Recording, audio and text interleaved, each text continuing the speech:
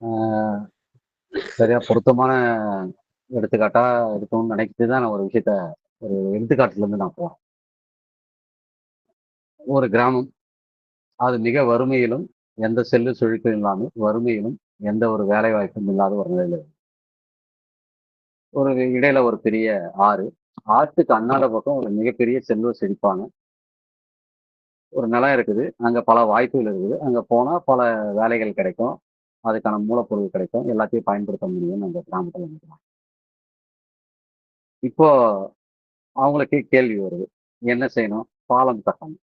எங்கிருந்து? அங்கிருந்து இந்த ஆற்றை கடப்பதற்கு பாலம் கட்ட வேண்டும். அல்லது படகில் போக வேண்டும்.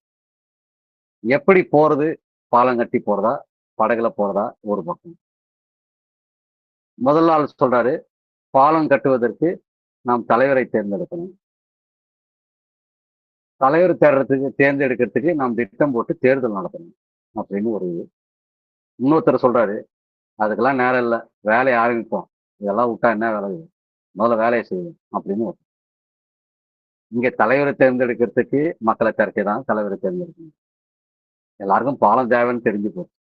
இந்த பக்கம் தான் அங்க போய் கடந்தா போய் செய்ய முடியும்னு தெரிஞ்சு போச்சு. அது இலக்கு. 3வது ஒருத்தர் சொல்றாரு, தேர்தல் நடத்தலாமா? இல்லையா? அப்படின்றத விட பாலம் கட்டுவதே முக்கியம். இதுதான் முக்கியம். பாலம் தான் இன்னைக்கு முக்கியமான விஷயம். பாலத்த விட்டுட்டு அதனுடைய இலக்கை எங்க போய் அடைய போறோம் அப்படின்ற இடத்த விட்டுட்டு, நாம் எந்த கருவிகளை எப்படி பயன்படுத்த போறோம்? அத எப்படி செயல்படுத்த போறோம்? அப்படின்றதுக்கு நாம் நேரடியா உடனே போயிட முடியாது. ஏன்னா, தேர்தல் தேவைன்னா, அது சாதிக்கணும்னா தேர்தலை பயன்படுத்துவோம்.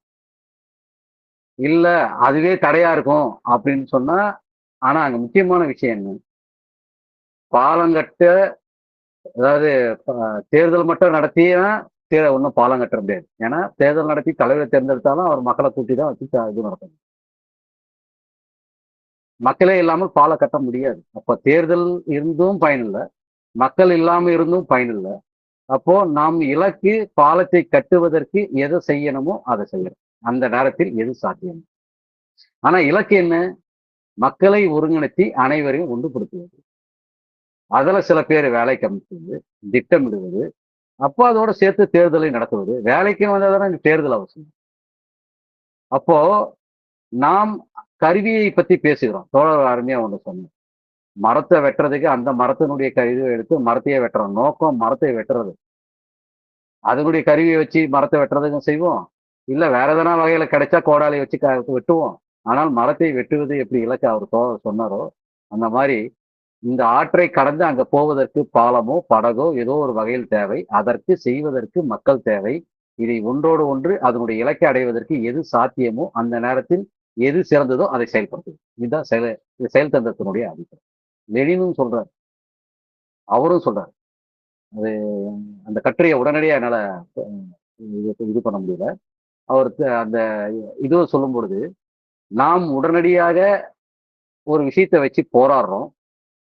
அந்த போராட்டத்தை இன்னைக்கு உடனே செய்ய முடியும் அப்படின்னு சொன்னா, இன்னும் சொல்லப்போனா பாராளுமன்றத்தை பயன்படுத்த முடியும் என்று பாராளுமன்றத்தில் பங்கேற்று செய்ய முடியுமா? ஆமா, அந்த பாராளுமன்றத்துல பங்கேற்று 2 அது செய்யறதுக்கான வாய்ப்புகள் இருந்தா செய்வோம். அந்த பாராளுமன்றத்திற்குள் வாய்ப்பு இல்லையா? 2 வருஷம் வரைக்கும் காத்திருக்க மாட்டோம். 2 வாரத்தில் கவு போகும். இந்த பேராவ என்னால கண்டுபிடிக்க முடியல அந்த கட்டுரையினுடைய பேரா. அ உண்மையிலேயே மிக அது முக்கியமான அந்த வாசகத்தினுடைய மிக முக்கியமான அம்சம். அ சொல்லிடுறேங்க. இந்த democratic task of the revolutionary பொருள். அதுல சொல்லப்படுகின்ற விஷயம் இல்ல. நாம் அடைகின்ற விஷயத்திற்கு அதை பயனுள்ளதாக இருந்தால் அதை கைக்கொள்வோம்.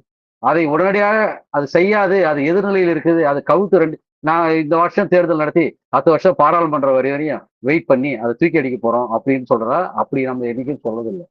தோழர் இன்னொருத்தர் சொன்னாரு, "இதெல்லாம் என்ன வெங்காயம் வாழுதுன்னு." உண்மைதான் கோவம் வரதுதான் செய்யுது.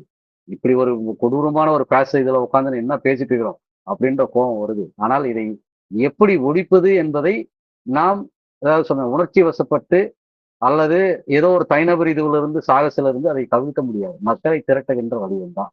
இதுக்கு ஒரு ஆல்டர்னேட்டே கிடையாது. மக்களை நம்பாதவர்களும், கட்சியை நம்பாதவர்களும் புரட்சியை செய்யவே முடியாது என்பது மாவோவுடைய கூற்று. அதுதான் மக்களை நம்புறதுன்னா என்ன? நான் சொல்லுவேன் மக்கள் கேட்கவே மாட்டான். அவன் என்ன முட்டா பசங்களா இருக்கிறாங்க அப்படின்னு நம்ம சொல்லிட்டு ஓடிட முடியும். அந்த மக்களை நம்பாதவர்களும் அவர்கள் நம்பால் திரளுவார்கள் என்பதை திரட்டாதவர்களும் நாம் எதையும் சாதிக்க முடியாது என்பதுதான் இன்னைக்கு அடிப்படையில். அதுதான் சொல்றாங்க. அடுத்த 2 வருஷத்துக்கு தேர்தலுக்காக வெயிட் பண்றது நம்ம வேலை இல்ல. கிடைக்கிற வாய்ப்பை அதை பயன்படுத்தி அதை எப்படி செய்வது என்பதும் நாம விட்டுட்டு போக முடியாது. அது எந்த நேரத்தில் எது உகந்ததோ அதை செய்வோம். அது உகந்ததில்லை என்றால் 2 வாரத்தில் கவிழ்ப்போம் என்று. இதுதான் அந்த அந்த அந்த குறிப்பான அந்த இதுல சொல்றது. 1906ல இது சொல்லப்படுது. லெனின் தான் எழுதுறார் democratic cast of the revolution சொல்றது. அதனால எந்த பிற்போக்கு நிறுவனங்களும் சரி, எந்த இதுவும் சரி, நமக்கு வாய்ப்பு இருக்கும் பட்சத்தில் அதை பயன்படுத்தி அடுத்த கட்டத்திற்கு போவது, அதுவும் இலக்கை அடைவதற்காக, அது ஒரு கருவியாக பயன்படுத்துவது, மேடையாக பயன்படுத்துவது. அதே நேரத்தில் அது அதற்கும் உதவவில்லை என்றால் அதை அம்பலப்படுத்தி வீழ்த்துவதற்கு உடனே தயாராகும். இதுதான் இன்னைக்கு இருக்கிற நிலைமை. ஆனால் எல்லாவற்றுக்கும் மக்களை திரட்டாமல் செய்ய முடியாது. அது மக்களை திரட்டுகின்ற வேலையில் கட்சி கட்டுவதற்கு கூட மக்களை திரட்டுகின்ற ஒரு வழிமுறை தான் நாம் வைக்கிறோம். ஒன்றுபட்டு ஒரு விஷயத்தை இலக்கை அடைவதற்கு ஒரு விஷயத்தை வைக்கிறோம். இந்த நிலையிலிருந்து தான் நம்ம வைக்கிறோமே தவிர அது ஏதோ தனித்த விஷயம்லாம் இல்லை. கட்சி இல்லாம செய்ய முடியுமான்னு தோழர்கள் ஏற்கனவே அந்த கூட்டத்துல இது வச்சாங்க. கட்சியெல்லாம் நம்ம என்ன செய்யறது? கட்சி இப்ப இருக்கிற பலவீனம் தான். அது சொல்றது என்னன்னா பலவீனம். இந்த பலவீனத்திலே கூட ஜனநாயக இயக்கங்களை மக்களை திரட்டுவதற்கும் அரசியல் நிலைப்பாடை வைத்து மக்களை அரசியல் மயப்படுத்துவதற்கும் ஒரு ஒருமித்த கருச்சி ஒரு இலக்கை அடைவதற்கான ஒரு ஜனநாயக கோரிக்கைக்காக அதை வைக்கிறோம். எல்லா வகையிலும் திரட்டுவதற்கான ஒரு வடிவத்தை நாம் வைக்கிறோமே தவிர அடுத்த கட்டத்துக்கு போவதற்கு இதை விட உகந்தது விஷயம் இருந்தால் அதையும் எடுக்க போவோம்.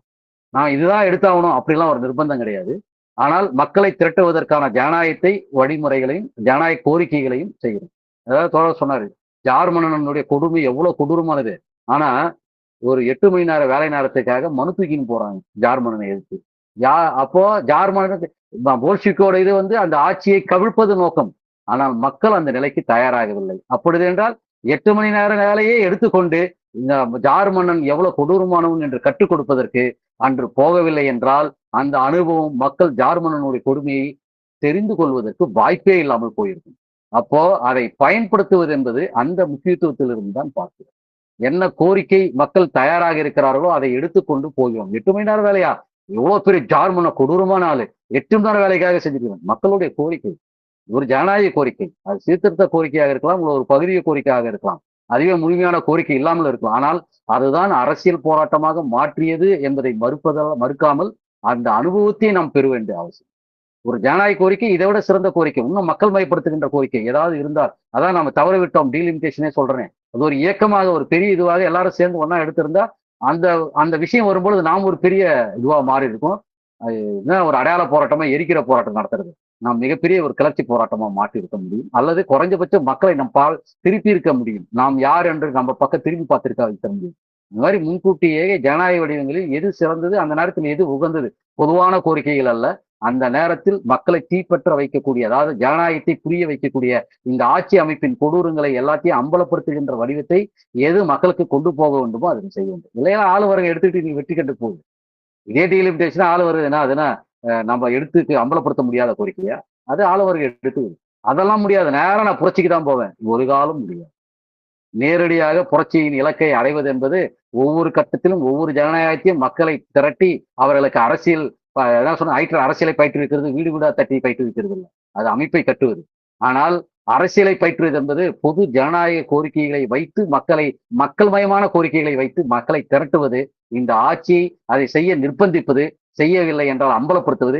அடுத்தது அதுக்கு அவ்வளவு மேலான ஜனநாயகத்தை, இப்படி மேலான ஜனநாயகத்தை வைத்துக் கொண்டே ஒரு சோசியலிச இலக்கை நோக்கி எப்படி இந்த ஆட்சியை ஒரு இடத்தில் போய் தேங்கி நிற்கிறது, அதை உடைத்து மாற்ற வேண்டும் என்று மக்களுக்கு எப்படி ஜார்மனை எதிர்த்து போல்ஷிக்குகள் தான் உயிரை கொடுத்து அந்த மக்களுக்கு கற்றுக் கொடுத்தார்களோ, அது சீர்திருத்த கோரிக்கையாச்சிய போல்ஷிக்குகள் போய் சாவனமா இருக்கு அப்படின்னு யாரும் கேட்கல.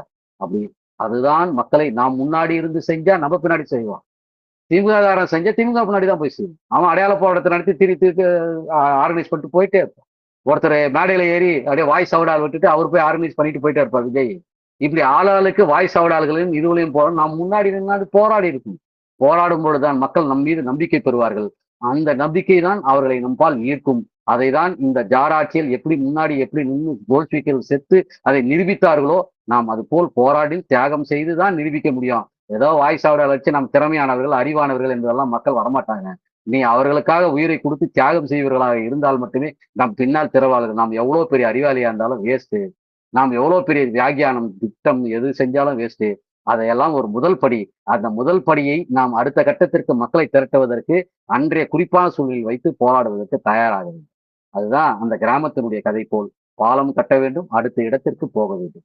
அதுக்கு பாலம் கட்டினால் பாலம், படகு வேணும்னா படகு. ஆனால் மக்களுடைய ஒத்துழைப்பு இல்லாமல், மக்களை திரட்டாமல் நீ தேர்தலுக்கும் போக முடியாது, தேர்தலில் தலைவரும் தேர்ந்தெடுக்க முடியாது, தேர்ந்தெடுத்தாலும் பாலம் கட்டத்துக்கு ஆள் கிடைக்காது. அப்போ எல்லா வகையிலையும் மக்கள் தேவை, அதோடு சேர்ந்து அதற்கான கருவியும் தேவை. அதை கருவியை தேவையை வாய்ப்பு இருந்தால் பயன்படுத்தி மக்களை திரட்டுகின்ற வேலையை செய்தால் நிச்சயமாக பாலத்தை கட்டி அந்த பக்கம் கடப்பது போல் நாம் சோசலிசத்தை நோக்கி செல்வதற்கு வாய்ப்பாக அமையும் என்ற ஒரு இதுவே வைக்கிறேன். இது எல்லாத்துக்கும் பதில் அளித்திருக்கும்னு நான் கருதுறேன். இன்னும் கூடுதல் விஷயங்கள் விவாதிக்கப்பட வேண்டிய விஷயம் நாம் கண்டிப்பாக விவாதிப்போம். ஏதாவது குறுக்க ஏதாவது இருந்தால் தோழர் ஒண்ணு வச்சாரு, சாதி ரீதியாக அந்த விகிதாச்சார முறை, அந்த சாதிய பிரச்சனை, அதையும் விளக்கிட்டீங்க. இல்ல, விகிதாச்சார பிரச்சனையை பொறுத்தவரையில் எப்படிப்பட்ட விகிதாச்சாரம் வேணும் என்றது உடனே அறிவித்து சொல்ல முடியாது. ஆனால் ஒடுக்கப்பட்ட மக்களுக்கு ஒரு கணக்கில் இருக்குது. அதுக்காக இரட்டை வாக்குமுறைக்கு போக முடியாது. அதே நேரத்தில் பெண்களுக்கான ஒதுக்கீடு இருக்குது. இப்படி அதெல்லாம் விகிதாச்சார பிரதிநிதித்துவத்திலே பல முறைகள் இருக்குது. அதிலே பல சிஸ்டம் இருக்குது. வர்க்க ரீதியாக கொடுக்குறதா, சாதி ரீதியாக கொடுக்குறதா, எல்லா சாதிக்கும் தனித்தனியெல்லாம் கொடுக்க முடியாது. ஒடுக்கப்பட்ட ஒரு பிரதிநிதி இல்லாத பொழுது அதற்கு கூடுதல் சலுகைகள் அந்த நேரத்தில் தர வேண்டியது இருக்கு. இப்போ எங்க பார் கவுன்சில் தேர்தலையே பெண்களுக்கான இடஒதுக்கீடு கட்டாயமாக 3/3 ஒரு பாகம் கொடுக்கணும்னு சொல்லி இது உச்ச நீதிமன்றம் பார் கவுன்சில் எலெக்ஷன்ல சொல்லிருக்கு. ஒரு எக்ஸாம்பிள். இப்ப என்ன இதுன்னா, பெண்கள் நின்றுட்டாங்க. அதுல ஜெயிப்பாங்களா தோப்பாங்களா அப்படின்னு தெரியாது. இது இந்த எஸ்டிவின்னு சொல்லக்கூடிய சிங்கிள் டிரான்ஸ்ஃபர் ஓட் சிஸ்டம். இது அதுல பெண்களுடைய பிரதிநிதித்துவம் வந்தாகும். அப்ப என்ன செய்யறாங்கன்னா, பெண்கள் பிரதிநிதித்துவம் இல்ல, இப்ப செக்ரட்டரியல் அதாவது உயர்ந்த பதவிகளை நிக்கிறாங்க, கிடைக்கல. பெண்கள் பிரதிநிதித்துவம் இல்லாம இருக்குது. அப்ப என்ன செய்யறது? அவர்கள் பங்கேற்றவர்கள் கூட அங்க ஜெயிக்க முடியலன்னா, அந்த பிரதிநிதித்துவம் அங்க கிடைக்கலன்னா, அவர்கள் அந்த executive members, senior executive, junior executive மெம்பர்ஸ்ல ஒரு பிரதிநிதியாக கணக்குல எடுத்துக்கணும். அந்த வகையில் அவங்களுக்கு முன்னுரிமை கொடுத்து அந்த பெண்களை 3 பேர் அங்க போட்டணும். மேலே ஜெயிச்சுட்டா இங்க விகிதாச்சாரம் குறையும். இல்லைன்னா அங்க 3 பேர் கட்டாயமாக பெண்கள் சீட்டு ஒதுக்கப்படும். அவங்க மேல இருந்த ஓட்டு வாக்குகளை கணக்கில் எடுத்துக்கொண்டு இந்த சீனியர் எக்ஸிக்யூட்டிவோட யார் அதிகமா விட்டிருந்தாங்களோ அந்த பெண்களுக்கு 3 பேருக்கு அங்க ஒதுக்கப்படும் என்று சொல்கிறாங்க. அதுலயே அங்கே மிக அதிகபட்சமாக ஓட்டு வாங்கிய 3 பேர். இது அந்த மாதிரி சிறப்பு சில விஷயங்கள். ஏன்னா விகிதாச்சாரம் அந்த இதுல பிரதிநிதித்துவம் வேண்டும். அந்த விகிதாச்சாரம் குறையும் பொழுது வேற சில மெத்தடுகளோ சில நேரத்தில் அடாப்ட் பண்ண வேண்டியது. ஆனால் ஏன் அது தேவைன்னா, அது இடைக்காலத்தில் ஒரு குறுகிய காலத்தில் ஒரு சமதளத்துக்கான போட்டியை உருவாக்கும் வரையில் அந்த அந்த நேரத்தில் சில பிளெக்சிபிள் சிஸ்டம் கூட உருவாக்க வேண்டியது இருக்கும். இதெல்லாம் விவாதத்தில் வர இப்படிதான் இருக்குமா இல்லையான்றது கூட விகிதாச்சார பிரதிநிதித்துவம் ஒடுக்கப்பட்ட மக்களுக்கும், ஒடுக்கப்பட்ட பாலினத்துக்கும், ஒடுக்கப்பட்ட மதத்திற்கும், அது குறிப்பிட்ட மதம் மட்டும் இல்ல, ஒவ்வொரு இடத்த மாதிரி கணக்கில் எடுத்துக்கிட்டு தொழிலாளி வர்க்கம், விவசாய வர்க்கம் பங்கேற்பதற்கும் கூட அவசியம். ஏனென்றால் அரசியல் சட்ட அமைப்பு உருவாக்கும் பொழுது பெரும்பான்மையாக யார் இருந்தார்கள் என்றால் கார்ப்பரேட்டுகளை சார்ந்தவர்களும், அதே போல் நிலப்பிரபுக்களும், இங்க இருக்கிற பெரும் செல்வந்தர்களும் தான் சேர்ந்து அரசியலமைப்பு சட்டை உருவாக்கினார்கள். அதில் இருந்த தொழிலாளர்கள், விவசாயிகள் வெறும் 5% என்று அதனுடைய புள்ளி விவரங்கள் தெரியும். ஒரு 5% தொழிலாளர்களும் விவசாயிகளும் சேர்ந்து ஒரு மிகப்பெரிய ஜனநாயகத்தினுடைய பிரதிநிதித்துவத்தை விவாதித்திருக்க முடியுமா அப்படின்னா அந்த அரசியலமைப்பு சட்டம் எப்படி இருந்திருக்கும்? அந்த பிரதிநிதித்துவம் இல்லைன்னா அது அப்படிதான் இருக்கும். மொழிவாரி பிரதிநிதித்துவனுடைய இன்னும் சொல்ல போனா இப்படி கூட சொல்லலாம். தொகுதிவாரி பிரதிநிதித்துவ விகிதாச்சார பிரதிநிதித்துவத்துல ஒரு சாதி பிரச்சனை மட்டும் இல்ல, தேசிய இனங்களுக்கு சமத்துவம் எப்படி கொடுக்கப்பட போகுது? தொகுதிவாரி பிரதிநிதித்துவ விகிதாச்சார பிரதிநிதித்துவம் போனா கூட உத்தரப்பிரதேசத்துக்கு அதிகமான சீட்டு தான் போய் உட்கார போறாங்க. ஏன்னா அவங்க மக்கள் அதிகம். அப்ப டீஃபில்டேஷன் வேற வகையில அமல்படுத்துறதா மாறும். அப்போ தொகுதிவாரி பிரதிநிதித்துவம் ஒழித்து காட்டினாலும் கூட, விகிதாச்சாரம் பிரதிநிதித்துவம் கொடுத்தாலும் கூட, இந்த மாநிலங்களுக்கு, தேசியங்களுக்கு, பல்வேறு தேசிய இனங்களுக்கு சமத்துவ உரிமை எப்படி கொடுக்கப்பட போகிறோம் என்பது கூட ஒரு விவாதத்துக்குரிய விஷயம். அதெல்லாம் விவாதிக்கப்பட வேண்டியது. அதெல்லாம் பல முறைகள் இருக்குது. நாம ஒரு சஜஷன் சொல்லலாம். ஒரு எக்ஸாம்பிளுக்கு இப்படிதான் இருக்குது இல்ல, ஒரு விவாதத்துக்காக சொல்றேன். எப்படி என்றால், ஒரு மாநில பெரும்பான்மையான விஷயங்கள் இப்ப மாநில பட்டியலில் இல்ல, எல்லாம் பொதுப்பட்டியலிலும் மத்திய பட்டியலிலும் இருக்குது. அதெல்லாம் இப்ப எடுத்துட்டு முக்கியமானது ஒரு சில துறைகளை தவிர்த்து மீது எல்லாவற்றையும் மாநில பட்டியலில் கொண்டு வந்து ஏதாவது ஒரு சட்டத்தை நிறைவேற்றினால் அதில் பெரும்பான்மையான மாநிலங்கள் ஏற்கின்ற விஷயத்தில், அதுல எத்தனை எம்பி எம்எல்ஏ இல்ல, அந்த சட்டத்தை பொறுத்தவரையில பெரும்பான்மையான மாநில சட்டமன்றங்கள் அங்கீகரித்தால் அதை சட்டம் மாநில சட்டத்தில் அது கொண்டு வரப்படும் அப்படின்னு கொண்டு வந்தாங்கன்னா அதோட ஒரு சமத்துவம். இது ஒரு வழிமுறை. இந்த மாதிரி பல வழிமுறைகள் விவாதிக்க வேண்டியது இருக்கு. இதுதான் இருக்குமா அப்படின்றதுலாம் கேள்விக்குறிதான். ஒரு ஆளுக்கு ஒரு மெம்பர்ஷிப் கொடுத்து செனட் மெம்பர் மாதிரி ஒரு குறிப்பிட்ட சம விகிதத்துல செனட் மெம்பர்கள் உருவாக்குறது அமெரிக்கால இருக்குது. இப்படி பல இடங்கள்ல பல மெத்தடுகள் இருக்குது. அதனால எந்த வகையான விகிதாச்சார பிரதிநிதித்துவம் என்பது அடுத்த கட்டத்தில் நாம் விவாதிக்கப்பட வேண்டியது, நிச்சயமாக விவாதிக்க வேண்டும். எப்படி அதுல பங்கு பங்கு கொடுப்பது, எப்படி சில நேரங்களில் ஜெயிக்க இப்ப நம்ம சீட்டை ஒதுக்கிறோம் ரிசர்வ் தொகுதி மாதிரி. அங்க உண்மையிலே ரிசர்வ் தொகுதியில ஏன் அந்த ரிசர்வ் தொகுதி தேவைப்படுதுன்னா குறைஞ்சபட்சம் அந்த உத்தரவாதப்படுத்துறது அத்தனை பேர் போய் பங்கேற்கணும் அப்படின்ற மாதிரி.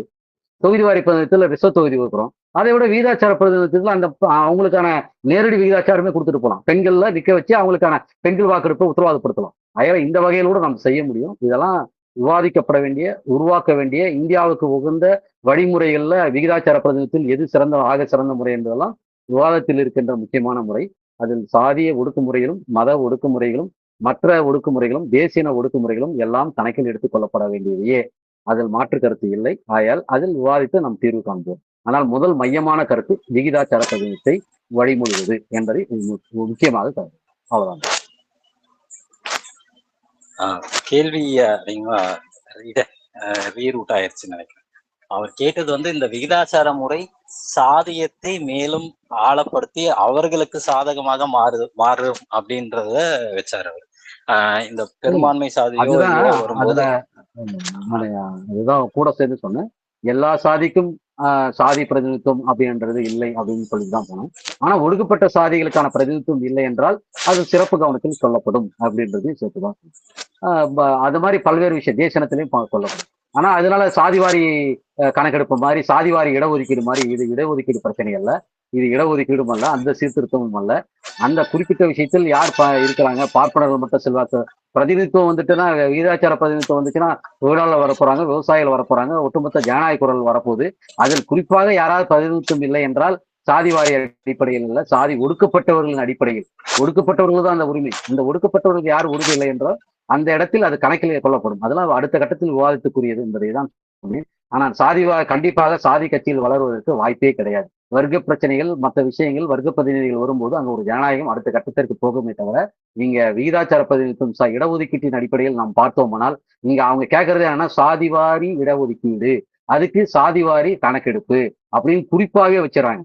அங்க வர்க்கவாரி கணக்கெடுப்பு வர்க்கவாரி இடஒதுக்கீடு நாங்க பேசப்படலை. ஏன்னா அந்த இடஒதுக்கீடு அந்த தன்மையில இருக்கிறதுனால அது ஒரு தனி கோரிக்கை. அதை எத்தனை இங்க தேர்தலில் புகுத்த முடியாது என்பது கருது.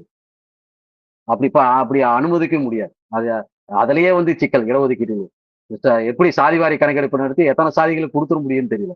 இருக்கிறது 10 சீட்டு, இருக்கிற சாதி கிட்டத்தட்ட 100 சாதி. 100 சாதிக்கு 10 சீட்டுக்கு வரத்துக்குள்ள 10 வருஷம் எந்த ஒரு இடஒதுக்கீடு இல்லாம இருப்பாங்க. இதெல்லாம் ஏமாற்று வேலை. ஏற்கனவே இடஒதுக்கீட்டிலே அதை அம்பலப்படுத்த வேண்டியிருக்குது. உண்மையிலே இடஒதுக்கீட்டை அனைவருக்குமான கல்வி அனைவருக்குமான இதுக்கு போனோம். அதை பல பேருக்கு இல்லை, அதை ஒழித்து கட்டுவதை எப்படி உத்தரவாதப்படுத்துறதுன்றது வேற. அவங்க கேட்கற மாதிரி நான் இத்தனை சதவீதம் இருக்கிறேன், எனக்கு எல்லாத்தையும் எனக்கு கொடுன்னு கேட்கறது அது மோசமான வழிமுறை. அதை நம்ம விவாதிக்க வேண்டியது இருக்குது. அந்த இடஒதுக்கீடு கூட சாதி அடிப்படையில் சொல்வதாலே எல்லா சாதிகளும் கணக்கெடுத்து எல்லா சாதிக்கும் விகிதாச்சார பிரதிநிதித்துவம் கொடுக்குறன்றதெல்லாம் இடஒதுக்கீடு கொடுக்குறன்றதெல்லாம் சரியானது இல்லை என்பதை இன்னும் அடுத்த நிறுத்தமா சொல்றேன். அதை ஆய்வு பண்ணி வைக்க வேண்டிய விஷயம் இடஒதுக்கீட்டை. இந்த விஷயத்திலையும் ஆய்வு பண்ணுவோம். இதெல்லாம் விவாதத்துக்குரியதாக நான் சொல்றேன். ஆய்வு பண்ணுவோம், எந்த வழிமுறையை சேர்ப்போம். ஆனால் கட்டாயமாக சாதி ஆதிக்கத்தை சாதி வழிமுறையை உருவாக்காது, விகிதாச்சார பிரதிநிதித்துவம் அதற்கு வாய்ப்பே அளிக்காது என்பதை அறுதியிட்டு சொல்லணும்.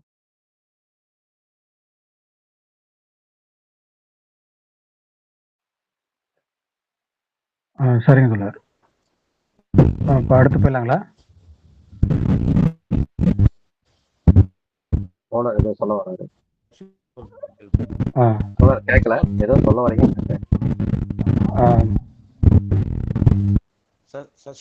இல்ல கேட்கல தோழர்,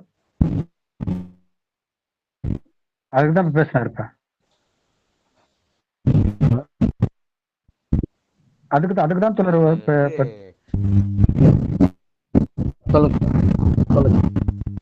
சொல்லுங்க தோழர்.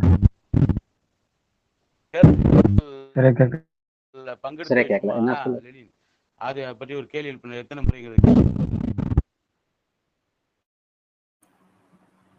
மைக்கு கிட்ட இருந்து பேசுறதுல சரியா கேட்கல.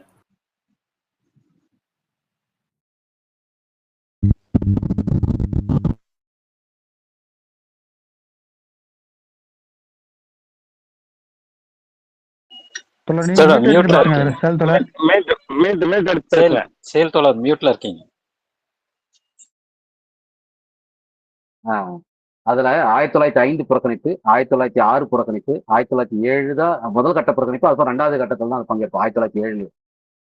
அதுதான் வந்து நம்ம படிச்சு காட்டணும். 1906, 1907 புறக்கணித்ததை நாங்கள் தவறு, அது சிறிய தவறு என்றாலும் தவறுதான். 1906 புறக்கணிச்சது. அதுக்கப்புறம் 1907 அந்த இதுல வந்து புறக்கணிச்சது.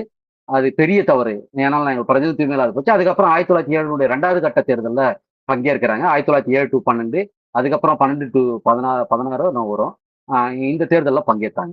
ஆனால் முதல் கட்டத்தில் புறக்கணித்தது சரி என்றும், அடுத்து 2 கட்டத்தில் புறக்கணித்தது அது மிக பாராதூரமான விளைவுகளை ஏற்படுத்தி அது பெரிய தவறு என்றும் பரிசீலிக்கிறோம். முதல் கட்டத்தில் அந்த 1906 வந்து சிறிய தவறு இருந்தது. அப்படின்னா 3 கட்டமா புறக்கணிச்சுதான் நான் அதை புரிஞ்சுக்க முடியுது அந்த இது படிக்கும்போது. அதுக்கப்புறம் 3 கட்டமா 3 இதுல தேர்தலில் பங்கேற்ற மாதிரி இருக்கு. 1907, அதுக்கப்புறம் 1912, 1917 இந்த ஏப்ரல் இதுவுக்கு அப்புறமா இந்த 3 இதுல பங்கேற்ற மாதிரி. புரட்சினா பிப்ரவரி புரட்சிக்கு பிறகு வந்து நடந்தது.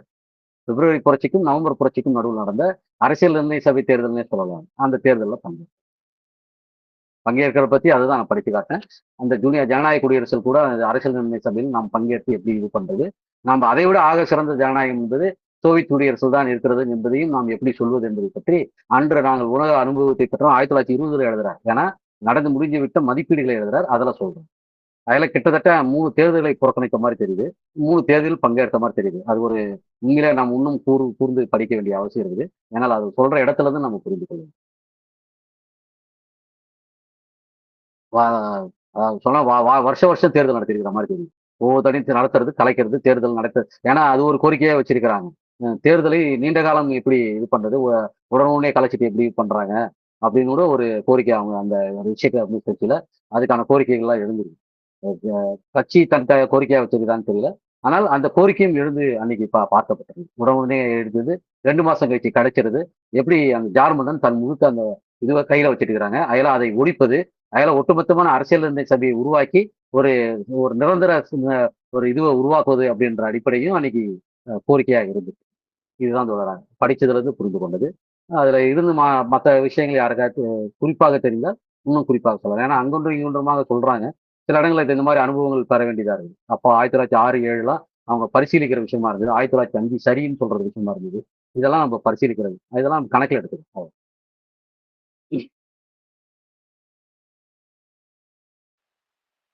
சரிங்க தோழர். ஓகே. அது வரலாற்று வகை தோழர். அது வரலாற்றுல எத்தனை தடவை பங்கேற்றாங்க செஞ்ச தகவல் அது. தோழர் தியாக கூட அந்த கேள்வி எழுப்பினாரு. அது எப்படி நீங்க வந்து தவறான தகவல், இதை எப்படி தவறான தகவல் எப்படி சொல்றது? ஆனா அவர் தோழர் சொன்னது 3 தடவை பங்கேற்று நாம 3 தடவை பங்கேற்றார். அது எப்படி கரெக்டா மதிப்பிடுறது, எத்தனை தடவைன்றத விட இந்த குழப்பம் இருக்குது. அது தகவல் பிழைதான். அது பங்கேற்பு, அது என்ன அங்க நிறுவனத்துக்கு வந்தாரோ அப்படின்னு ஒரு இதுன்னா, எல்லா காலத்திலயும் அவரு பங்கேற்றாரு. ஒரே ஒரு முறை 1905 மட்டும்தான் புறக்கணித்தாரு. அதையும் தப்புன்னு சொல்லிட்டாரு. அப்படின்னா எல்லா காலத்திலையும் பங்கேற்கணும் அப்படின்னு கருத்தை நிறுவனத்திற்காக சொன்னாரோ அப்படின்னு எனக்கு தெரியல. ஆனால் அப்படி சொல்லியிருந்தால் அது தவறு என்று நான்.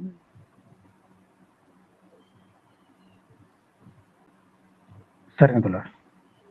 வேற தோழருங்க கருத்து எதுவும் விடுபட்டு இருக்குதா? ஒரு தோழர் இதெல்லாம் முன்கூட்டியே நம்ம புரட்சிகர இயக்கங்களோட பேசி கலந்தாலோசனை பண்ணியிருக்கோம், பண்ணி இது பண்ணிருக்கணும்னு சொல்லி பேசினாரு. ஆமா தோழர். ஆமா அவரு அதை சொன்னாரு. அவரு முன்கூட்டியே எல்லாத்தையும் திருப்பி அவர் தேர்தல் புறக்கணிப்பு தான் சொல்றாரு.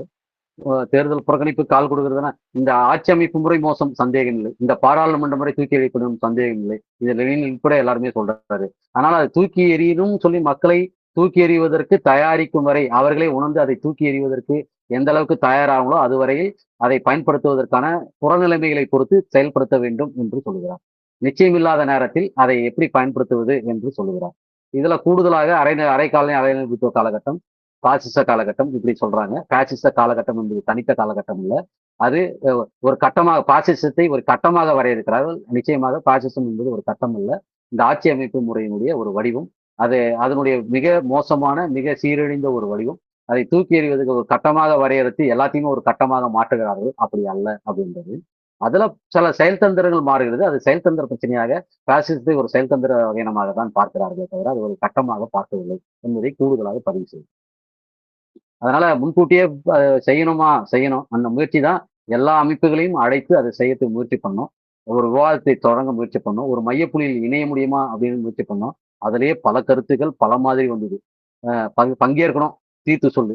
பங்கேற்கணும்னா யாருக்கு ஓட்டு போடணும்னு தீர்த்து சொல்லு. அடுத்தது ஒருத்தர் பங்கேற்கிறதோட நிறுத்துறாங்க. இன்னொருத்தர் எப்படின்னு தெரியல. அதுக்கான கோரிக்கை எதுவும் இல்ல. இன்னொருத்தர் பங்கேற்பதுனா திமுக ஓட்டு போடுறதுனா, இல்லன்னா நீங்கள் பாஜகவின் கைக்கூலி பி டீம் அப்படின்னு சொல்ற அளவுக்கு ஒரு வெளியில இருக்கிறவங்க இருக்கிறாங்க. இங்க இருக்கிறவங்க நீங்க பாஜக திமுக ஓட்டு போறதை பத்தி நீங்க சொல்லி ஆகணும். இல்லைன்னா ஒத்துக்க முடியாது அப்படின்னு சொல்ற இடத்துல இருக்கிறாங்க.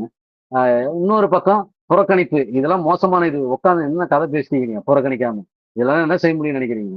நாம புறக்கணிச்சு நாம என்ன செய்ய போறோம்? நாம புறக்கணிச்சு நாம மட்டுமே புறக்கணித்துக் கொண்டால் அது புரட்சி ஆயிடுமா? மக்களை திரட்டுவதுதான் அதை புறக்கணிக்க வேண்டும். அதை தூக்கி போட்டு பாராளுமன்றம் அல்லாத ஒரு மாற்று திட்டத்தை உருவாக்கி அந்த அரசமைப்பை உருவாக்க வேண்டும் என்று உருவாக்குற வரையில் நாம் அதை பயன்படுத்துகின்ற புறநிலைமையை கண்டு நாம் அதை பயன்படுத்தணும்னு தான் சொல்றோம். இன்னைக்கு என்ன வழி இல்லை, ஏன் ரெண்டும் கட்டான்றதை நான் ஏற்கனவே சொன்னேன். அது எந்த வழியிலதான் வழியில் இல்லை. எதை செயல்படுத்துவது என்றாலும் மக்கள் இல்லை. அதுதான் இப்ப இன்னும் சரியா சொல்ல போனா அந்த இது சரியான வார்த்தையா இருக்குமான்னு தெரியல. உங்க திருமணமே ஆகாமல் நம்ம குழந்தைய பெற்றுக்கலன்னு கவலைப்படுற மாதிரி இருக்குது. அப்படி இல்லை. இது நம்ம உண்மையிலேயே மக்களை திரட்டாமல் எதை பேசியும் பிரயோஜனம் இல்லை. அதை நம்ம பேருக்கு வேணாலும் நம்ம கொள்கை அளவுல எழுதிக்கலாம். கொள்கை அளவில் நாம் இந்த இதுல பங்கேற்கிறன்னு எழுதிக்கலாம், புறக்கணிக்கிறேன்னு எழுதிக்கலாம். யார் செயல்படுத்துவது, எப்படி செயல்படுத்த வைப்பது என்பதுதான் பிரச்சனை. அயால் மக்களை திரட்டுவதற்கும் இருக்கிற வழிமுறைகளை தான் நம்ம அன்னைக்கு நடத்தின தேர்தல் அந்த இது குறித்த அந்த இது எப்படி மாற்றி அமைப்பதுன்னு ஒரு பொது இலக்கையா திரட்ட முடியுமா? திமுக பங்கேற்கிறாங்க, பங்கேற்கல, புறக்கணிக்கிறாங்க, இல்ல ஒட்டுமொத்தமா எது செய்யறாங்க? இப்படி ஒரு ஜனநாயக வழிமுறைக்காக மக்களை திரும்பி பார்க்க வச்சு செய்ய முடியுமா? டீலிமிட்டேஷன் எஸ்ஐஆரை செஞ்சிருக்க முடியுமா? இப்ப எல்லாம் சேர்த்துதான் நம்ம யோசிச்சோம். நம்ம முயற்சி எடுத்ததனுடைய அந்த ஒரு இதுதான். ஆனா இன்னும் முன்கூட்டியே செய்யணுமா? அனுபவம் தான். இதுவே ஒரு ஒரு ஒரு ஏதாவது ஒரு இக்கட்டான நிலைமையில் தான் முடிஞ்ச வரையில் முன்கூட்டியே தான் இந்த விஷயத்தை மதிப்பிட்டு நம்ம அழைச்சோம். உண்மையிலே அது விவாதிக்க கூட இன்னைக்கு தொடர்ந்து விவாதிக்க கூட நிலைமைகள் இல்லை என்றதான் அவ்வளவுதான். சுப்பிரமணியன் குமாரசாமி அவர் கை தூக்கியிருக்கிறாரு. பேசுங்க தோழர். தோழர், மக்களை திரட்ட வேண்டும், மக்களை திரட்ட வேண்டும் இவ்வளவு நாளா சொல்லிட்டு தான் இருக்கிறோம். ஆனா மக்களை எப்பதான் திரட்டுறதுன்றத ஒரு முடிவு எடுக்க வேண்டியது தானே. எப்ப திரட்டுவதுன்றதுல எப்படி திரட்டுவது என்பதுதான் அவசியம். எப்படி மக்களை மக்களை எப்படி திரட்டுவது என்பதற்கான நாம் போதாமையில் இருக்கிறோம் என்பதையும் பலவீனத்தில் இருக்கிறோம் என்பதையும் சேர்த்துதான். நம்மளுக்கே ஒத்த கருத்து இல்லை. சரி, நாம் ஒரு கட்சியின் அடிப்படையிலாவது பெரிய அளவுக்கு மக்கள் கோரிக்கையை வைக்கல. நம்ம பொதுவான கோரிக்கைகளை வச்சுட்டு இருக்கிறோம். மக்களுடைய அன்றைய அரசியல் கோரிக்கை வைக்கல. சில நேரத்துல பொருளாதார கோரிக்கை முதன்மையாக இருக்கும்போது அதை வைத்து கூட மக்கள் மத்தியில போறதில்லை. இதெல்லாம் ஏதோ ஒரு வகையில் நம்ம பின்தங்கி இருக்கிறோம். இல்ல குரல் ரொம்ப சிறியதாக இருக்கிறது. அது ஒன்றுபடுத்தப்பட்ட குரலாக ஒரு மிக மையமான பிரச்சனையை எடுக்கிறதுக்கு முயற்சி பண்றோம். உண்மையில அது தோல்வி கண்டுதான் இருக்கும். அதெல்லாம் நம்ம ஒத்துக்கிறதுல ஒரு பக்கம் வெக்கப்படணும், உண்மையில தோல்வி கண்டு இருக்கிறேன்னு. ஆனா அதே நேரத்தில் அதுக்காக கண்டு நம்ம ஒதுங்கி இது பண்ண வேண்டாம், அதாவது அவமானப்பட வேண்டாம். நாம் அதை மீண்டும் கற்றுக்கொண்டு முன்னேறலாம், வேற வழி கிடையாது. ஆனால் வைக்கும் பொழுது மக்களை எப்ப திரட்டுறதுன்னா எல்லாரும் வரும்போதுதான் திரட்ட முடியும். நீங்கள் உணர்ந்திருக்கும் பொழுது நீங்களும் வந்தால்தான் அது திரட்ட முடியும். எல்லாரும் ஒன்று சேர்ந்து திரட்டுவதற்கான வடிவத்தை நாம், அதாவது மக்கள் கோரிக்கையை எழுப்புவதற்கு நாம் முன்னணியில் இருப்பதற்கு வர வேண்டும். பொதுவா நம்ம இவங்க தப்பு அவங்க தப்புன்னு சொல்றதோடு நிற்கிறோம். ஆனால் அந்த கோரிக்கையை நமது கோரிக்கையாக எடுத்து முன்னணியில் இருந்து போராடுவதற்கு நாம் ஒன்றுபட்ட சில விஷயங்களை செய்ய வேண்டிய அவசியம் இருக்கிறது என்பதையும் சேர்த்ததான் பயன். அது பலவீனம் தான் தோழர். அதுல மாற்று கருத்து. எப்ப செய்யணும்னா அந்த எல்லாருக்கும் அந்த ஏக்கம் இருக்கிறது, எல்லாருக்கும் அந்த இலக்கு இருக்கிறது, கனவு இருக்கிறது. அந்த கனவை நிஜமாக்க வேண்டும் என்றால் அதற்கான பயிற்சியை நம்ம எடுக்க வேண்டி இருக்கிறது. இப்படி போன்ற பிரச்சனைகள் வரும்பொழுது இது அந்த கட்டத்தை கடப்பதற்கு உதவுமா என்பதை விவாதிப்பதன் மூலமாக தான் தீர்க்க முடியும். அது வரும்போதே இதெல்லாம் எதுக்கு பேசுறீங்க, மக்களை எப்ப பேசுறோம் அப்படின்னா அப்புறம் நம்ம எடுக்கிற முயற்சி தப்பா ரைட்டானே தெரியல. சரி, மற்றவர்கள் எடுத்தா கூட பரவாயில்ல. அப்ப அந்த முயற்சி எடுக்கின்ற விஷயம் சரியானதா தவறானதா என்பதை பரிசீலித்து அவர்களோடு ஐக்கியப்பட்டு இல்ல அவர்களை அழைத்து நாம் அழைத்து ஏதோ ஒரு வகையில் அந்த ஒற்றுமையை உருவாக்கி அடுத்த கட்டத்தை கடப்பதற்கு அந்த கோரிக்கை பயன்படுமா? இப்ப எல்லாருமே என்ன சொல்றோம், பாஜக மதம், இது சாதி, இந்த மாதிரி விஷயம் வடிவங்களை மட்டும் பேசிக் கொண்டிருக்கிறோம். அடிப்படை மக்கள் கோரிக்கை ஒடுக்குமுறைகளை மட்டும் பேசிக் கொண்டிருக்கிறோம். ஆனால் மாற்று கோரிக்கைகளை வைத்து திரட்டுவதற்கு நாம் இன்னும் பயணிக்கவில்லை. மாற்று கோரிக்கைகளை வைத்து சரியான இலக்கை வைத்து நாம் பயணித்தோம் என்றால் திரட்ட முடியும் என்ற நம்பிக்கை எனக்கு அமைப்பும் அதுதான் சொல்லுது. அந்த அடிப்படையில இருந்துதான் தேர்தல் இதுவும் பயணப்பட்டுச்சு. அந்த அடிப்படையில இருந்து தான் நான் அதை பேசுறேன். நீங்க சொல்ற கோரிக்கை நியாயமானது, சரியானது. அதுக்கு மக்கள் மயமாக்கின கோரிக்கைகளை வைத்து போராடுவதற்கு கற்றுக்கொள்ளணும். அதை தவிர நமக்கு வேறு வழி இல்லை. ஆனா கண்டிப்பா ஆளுவர்க்கத்துல போய் சொல்ல முடியாது தொடர், அதை தீர்த்து சொல்லலாம். ஆளுவர்க்கத்தின் பின்னே சென்று போய் நாம் கட்சியை கட்டவும் முடியாது, மக்களை திரட்டவும் முடியாது.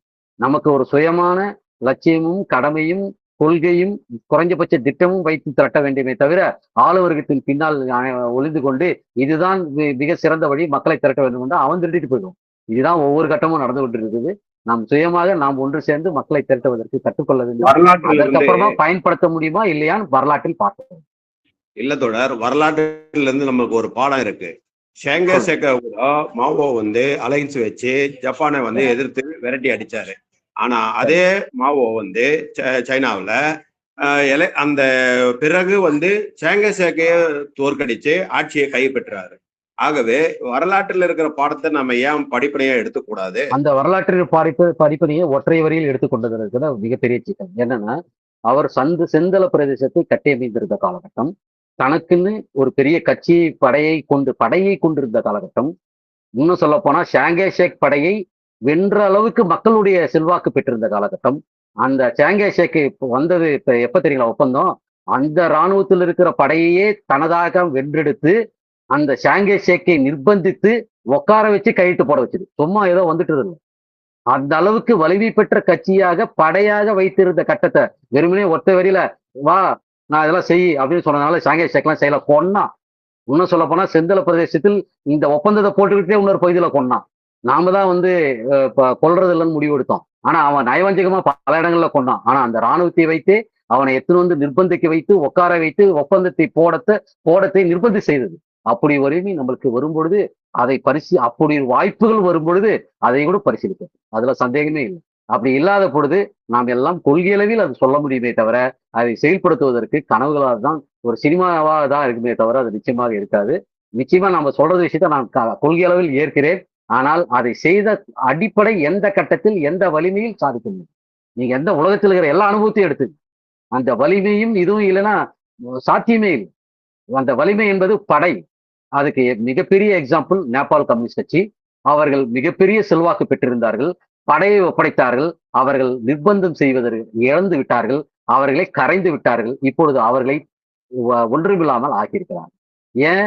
படை இல்லை என்றால் எதையும் செய்ய முடியாது. தனக்கான படை, தன்னை பாதுகாக்கின்ற படை இல்லாதவரை எதையும் செய்ய முடியாது என்பதற்கான மிகப்பெரிய எக்ஸாம்பிள் நேபாள் கம்யூனிஸ்ட் கட்சி, மிகப்பெரிய எக்ஸாம்பிள் மாவோவுடைய கம்யூனிஸ்ட் கட்சி.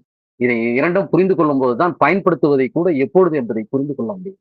அதனால ஒற்றை வரியில் அதை பயன்படுத்தி விட்டார், அது சிறந்தது. ஆமாம், அப்படியும் வாய்ப்பு இருந்தால் பயன்படுத்துவோம், அதில் மாற்று கருத்து இல்லை.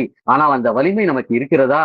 எந்த கட்டத்தில் அதை செய்ய முடிந்தது, எந்த கட்டத்தில் தோல்வி கண்டிருக்கிறது என்பதை நேபாள் கம்யூனிஸ்ட் கட்சியிலிருந்து நாம் பாடம் பெற்றுக்கொள்ள வேண்டும் என்பதையும் கூட சேர்த்தே சொல்லுகிறேன். அவ்வளவுதான்.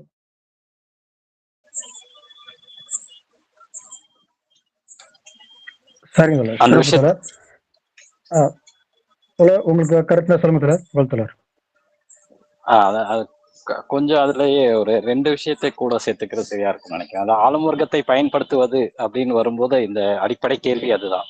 ஆளும் வர்க்கத்தை பயன்படுத்துவது என்றாலே ஆளும் வர்க்கத்தோட ஐக்கியம் எப்படி பண்றது, ஆளும் வர்க்கத்தோட கூட்டு சேர்ந்து ஆளும் வர்க்கத்தோட எப்படி கை கோர்ப்பதுன்றதையே ஒரு பிரதான இதுவா வச்சிருக்கோம். அப்படின்னா ஆளும் வர்க்கத்துக்கு பின் நிற்பது, இல்லை ஒரு சாராரை ஆதரிப்பது அப்படின்ற ஒரு கருத்து பல்வேறு தளத்துல வெவ்வேறு கோணத்துல அது வைக்கப்படுது. அதுக்கு ஷாங்கே ஷேக் இது பண்ணப்படுது. ஸ்டாலின் ஒரு ஏகாதிபத்தியத்தை எதிர்த்து இன்னொரு ஏகாதிபத்தியத்தோட கூட்டு சேர்ந்தது. இப்படிலாம் வைக்கும்போது அதுல முதன்மையா பார்க்க வேண்டிய விஷயம், பாட்டாளி வர்க்க கட்சி ஒரு பலமான வர்க்க அணியை வைத்திருந்தது, ஒரு பலமான இதுவா இருந்தது. அது முழு புரட்சியை வென்றெடுக்க முடியலனாலும் ஒரு குறைஞ்சபட்சம் ஒரு இது ஒரு மிக பலமான எதிராளியை விட ஒரு பலம் பொருந்திய ஒரு இதுவா வச்சிருந்தாங்க. 2வது ஒரு விஷயம் என்னன்னா, 2 இடத்துலயும் ஒரு திட்டத்தின் அடிப்படையில தான் போனாங்க அப்படின்றத இங்க திட்டமிட்டு மறைக்கப்படுது. ஒரு திட்டமோ ஒரு காமன் மினிமம் ப்ரோக்ராமோ இல்லாம இவங்க நேரடியா போய் ஆட்சி ஆதரிக்கிறது, திமுகவை ஆதரிப்பதோ இல்ல மற்ற மாற்று கட்சிகளை ஆதரிப்பதோ, இவங்களா ஆதரிக்கிறதுனால அவங்க எந்த விஷயத்தையும் எந்த நிர்பந்தனையும் கொடுக்கல, எந்த நிர்பந்தமும் கொடுக்கல. தோழர் அது பேசும்போதே பேசினார். எந்த நிபந்தனையும் கூட இல்லை. ஒரு நாமளா போய் நிபந்தனையின் அடிப்படையில் ஆதரிப்பதுன்னு அவன் ஒத்துக்கிட்டா தானே நிபந்தனையின் அடிப்படையில் ஆதரிப்பதுன்றது. அந்த விஷயத்தையும் சேர்த்து பார்க்கணும். ஆளுங்கட்சிகளோட நாம் ஐக்கியப்படுறதுன்றத விட ஐக்கிய முன்னணியில் வர்க்க அணி சேர்க்கை அப்படின்றது அதை விட பிரதானமானது. அதை விட்டுட்டு இத ரெண்டாம் பட்சமா இருக்க ஆளும் வர்க்கத்தோட எப்படி ஐக்கிய முன்னணி கட்டுறதுன்றத ரெண்டாம் பட்ச விஷயத்த முதல் நிலையாக்கி பேசுவதுதான் இங்க பெரிய சிக்கலா இருக்குன்னு நான் கருதுறேன்.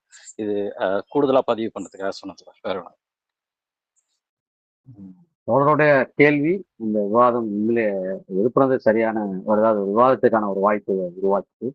அவருடைய கேள்வி, அவருடைய ஆதங்கம், அவருடைய அந்த பல்வேறு எழுப்பப்பட்ட கேள்விகளை இங்கே முன் வச்சது வந்து நாம் விளக்குவதற்கான ஒரு வாய்ப்பை சிறப்பாக வழங்கியது. தோழருக்கு நன்றி. குறிப்பா அந்த பயன்படுத்துதலோட பாத்தீங்கன்னா பேச்சுவார்த்தைக்கு யார் போனாங்கன்னு சர்வதேசத்துல வெனிசுலாவுடைய அதிபர் ஏறி உட்காந்து வீட்டுக்கு நேரா கூப்பிட்டு வந்தேன் அதிபர் மாலைக்கு பின்னாடியே போயிட்டாரு. ஆனால் அதை முரண்டு பிடிச்சி அது தாக்கு பிடிச்சி அதை எதிர்த்து போராடுகின்ற ஈரானோடு தான் பேச்சுவார்த்தை நடத்தி என்ன பேரம் பேசுறதுன்னு உட்காந்துருக்கிறாங்க. இந்த பேரம் பேசுவது கூட எப்போது நடக்குது எப்போது நடக்கல, அதை பயன்படுத்துவது கூட அது பேச்சுவார்த்தையை பயன்படுத்தி தனக்கான இது கூட எப்போ அவன் பெறறான் எப்போ பெறலன்றது கூட இன்னைக்கு சர்வதேச வெனிசுலாவையும் ஈரானையும் பார்த்தாவே தெரியும். நமக்கு சக்தி இல்லை என்றால் வெனிசுலா அதிபர் மாதிரி மேலே ஏறி உட்காந்துட்டு அவனோட எப்படி தம்போட போன மாதிரி நாமளும் போக வேண்டியதுதான். அதுல சக்தி இருந்தால் அதை பேரம் பேசி அடுத்த கட்டத்துக்கு போறதோ இல்லாட்டி அதை விட அடுத்தது மேலான விஷயத்தை எப்படி செய்யறதோ நாம செய்யறது இதுதான். இல்லாட்டி வடிவேல் மாதிரி நானும் ஜெயிலுக்கு போறேன் மாதிரி இன்னைக்கு வெனிசுலா அதிபர் போன மாதிரி போயிட்டு இருக்காங்க. அதனால அதையும் கணக்கில் எடுத்துக்க வேண்டிய அவசியம் இருக்குது. இந்த சர்வதேச நிலைமைகளே நம்மளுக்கு அதை பறைசாட்டுகிறது. எப்போது அதை கூட பயன்படுத்த முடியும், நாம் போராடுகின்ற வலிமை இருக்கும் பொழுதுதான் என்பதை சிறப்பாக அதை காட்டிக் கொண்டிருக்கிறது சர்வதேச நிலைமை. சிறப்பான ஒரு வாய்ப்பை வழங்கியதற்கு நன்றி தோழர். கேள்விகளை எழுப்பியது. சரிங்க தோழர். நாளைக்கு தேர்தல் மட்டும் தான் நாளைக்கு முடியுது. மற்றபடி நம்மளுடைய விவாதங்கள் வந்து எப்போதும் தொடரக்கூடியது. வேறொரு தளங்களில் மீண்டும் கேள்விகள் இருந்தால் மீண்டும் விவாதிக்கலாம். மஜக அதுக்கான ஏற்பாடுகளை நிச்சயமாக செய்யும். தொடர்ந்து விவாதிக்கலாம் அப்படிங்கிறத கூறி கருத்துக்களோட தூரம் முடிச்சுக்கலாம். இறுதியா தோழர் சேலம் மாவட்ட அமைப்பாளர் தோழர் சோமு அவர்கள் நன்றி உரை கூறி முடித்து வைப்பார் இந்நிகழ்வை.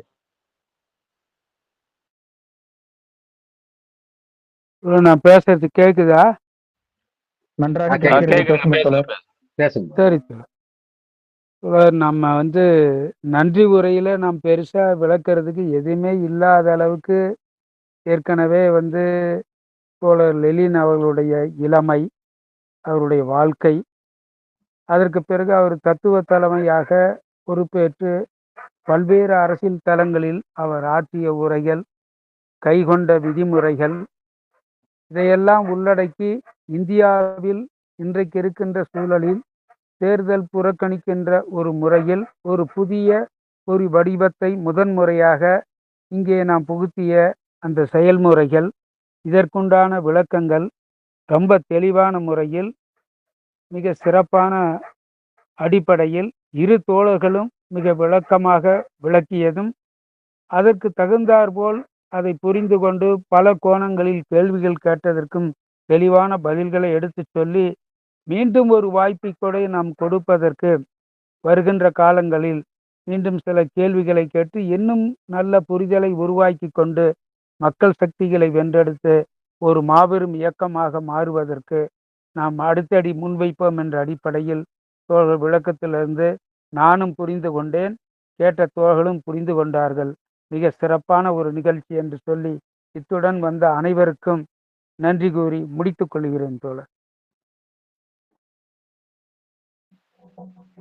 நன்றி தோழர். நன்றி தோழர். அனைவருக்கும் நன்றி. நன்றி.